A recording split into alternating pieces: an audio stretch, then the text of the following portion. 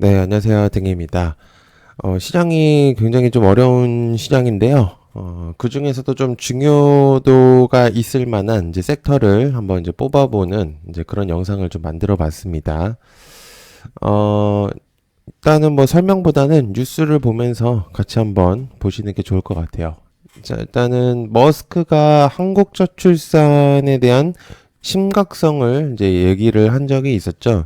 트위터에서도 마찬가지고 현재 전 세계적으로 이제 저출산에 대한 내용들을 이제 언급을 하면서 특히나 한국의 저출산을 언급을 했었습니다. 그만큼 우리나라가 저출산에 대한 그런 부분들이 굉장히 좀 심각하다라는 거를 이제 어느 정도는 이제 알 수가 있는데 여러 가지 이제 내용들을 체크를 조금 해보면 이제 우리 이제 정부 그러니까 여야가 항상 이제 어떤 것들로 인해서 이제 마찰이 계속 생기잖아요. 그런데도 불구하고 중복되는 섹터가 하나가 있는데 그 중에는 역시나 저출산 섹터가 포함이 되어 있습니다. 일단은 한동훈 이제 국민의힘 대표 같은 경우는 저출산에 대한 내용들을 계속적으로 언급을 했었고 과거에서도 계속 저출산과 그리고 그에 따라서 이제 정책 관련주들 이제 그런 부분들을 계속 이제 언급을 했었었는데 마찬가지로 이제 민주당 쪽에서도 동일한 내용들을 공유를 했었습니다. 저출산 해결에 대한 이제 민주당의 제안 이제 그런 부분들도 있었었고요. 그래서 여야가 협의기구를 이제 설치를 하면서 그에 따른 이제 지급과 그런 내용들을 이제 공유를 했었습니다. 그래서 해당 이제 내용들로 봤을 때는 다툴 건 다투더라도 주요 의제가 있다면은 여야가 힘을 모아야 된다. 그 중에 주제는 역시나 저출산에 대한 내용들이 굉장히 많이 포함이 되어 있었다는 것을 알 수 있습니다.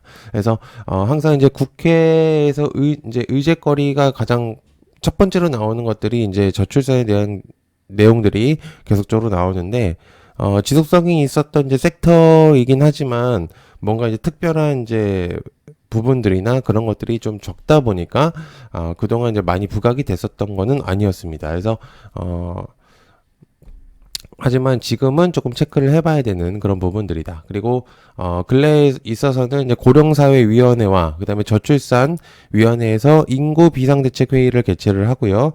또한 이제 그런 부분들로 해서 여야가 특정한 인물들을 구성해서 일단 내용들을 계속적으로 공유하고 있는 그런 시점입니다. 그래서 임산부와 영유아, 동반가족, 다자녀 이런 분들이 편리하고 그다음에 공항이나 이제 여러 가지 친화적으로 이제 배려나 이제 그런 부분들을 계속적으로 이제 공유를 하고 있겠고요. 그리고 이자녀 이상은 또 주차 요금들을 이제 그런 감면 대상이나 이런 것들도 해주고 있는 시점이죠.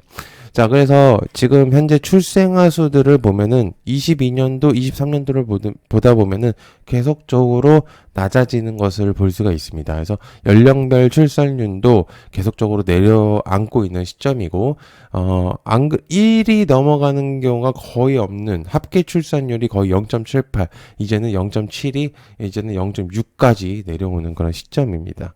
그리고 통계 이제 혼인 건수도 22년도 23년 기준으로 봤을 때는 그렇게까지 많이 늘어난 편은 아니고요. 특히나 초혼 연령도 이제는 조금씩 나이가 늘어간다. 즉 결혼을 할 때는 나이대가 이제 점차 넘어가면서 이제 포기하는 사람들도 많이 생기고 있다. 그리고 70년도부터 23년도, 24년까지는 아직 이제 기준이 안 나왔기 때문에 70년도부터 23년까지의 그래프를 체크를 해본다면은 출산율이 계속적으로 내려앉고 있습니다.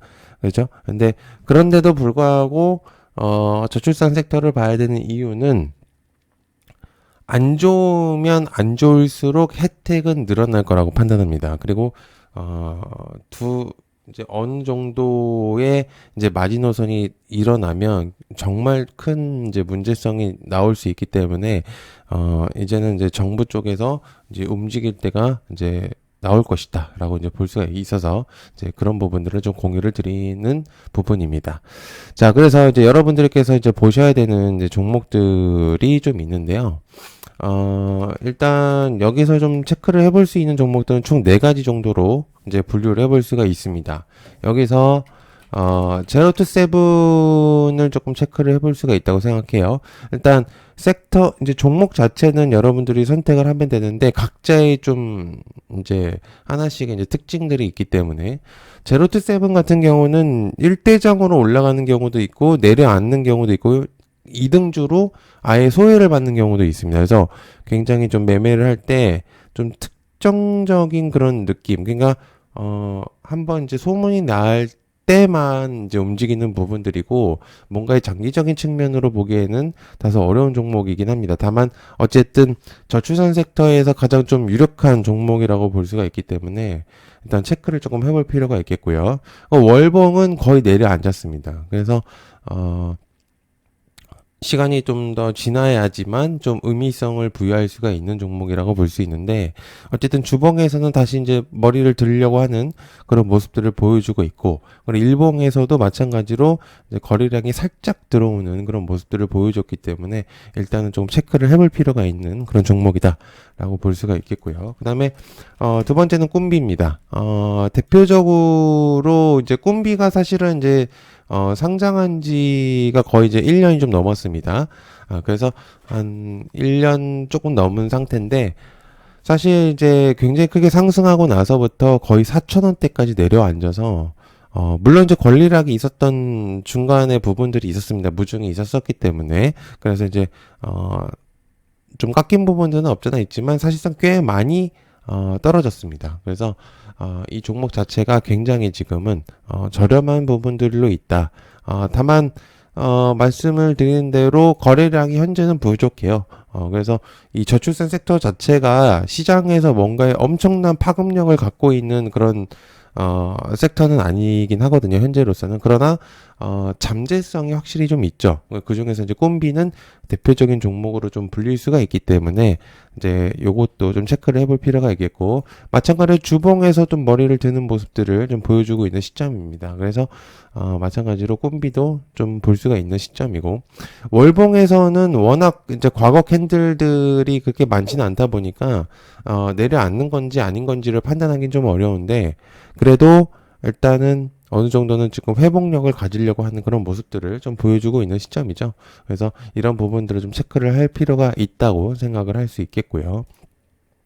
마찬가지로 이제 삼지엔터라는 종목이 있는데, 이 종목은 사실 이제 저출산 섹터의 느낌보다는 이제 아이들이 좋아하는 이제 TV 프로그램이라든지 이제 그런 부분들이 부각이 되면서 좀 많이 언급이 됐었던 종목입니다. 그래서 다른 이제 종목보다는 조금 변동성이 있었던 종목이에요. 그래서 중국에서의 그런 이제 부분들이나 이제 수요들 이런 것들 그리고 이제 뭐 티니핑이라는 이제 그런 부분들도 있었었고 여러 가지 이제 뭐 부분들이 있었었기 때문에 이제 그런 것들로 인해서 움직였었는데, 어찌다 보면은 이제 어린아이들을 이제 다소 포함하는 그런 부분들이기 때문에, 관련주로도 이제 부각이 될 수 있죠. 그러나 다만 좀 개별적인 느낌이 없지는 있습니다. 그래서 제가 생각을 했을 때는 역시나 꿈비와 제로투 세븐과 그 다음에 아가방 컴퍼니 요렇게 이제 3개 정도가 가장 유력한 후보라고 볼 수가 있겠고요. 만약에 움직인다면.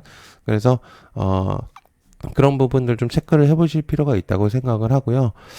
전체적으로 사실 이제 시장이 이렇게 좋지가 않아서 이제 되게 저렴하게 나온 종목들이 꽤나 의미가 있습니다. 그러나 이제 섹터들을 체크를 할 때 중복되는 섹터도 좀 여러분들이 체크를 해야 된다고 저는 생각을 하고 있기 때문에 그래서 좀 공유를 드렸고요.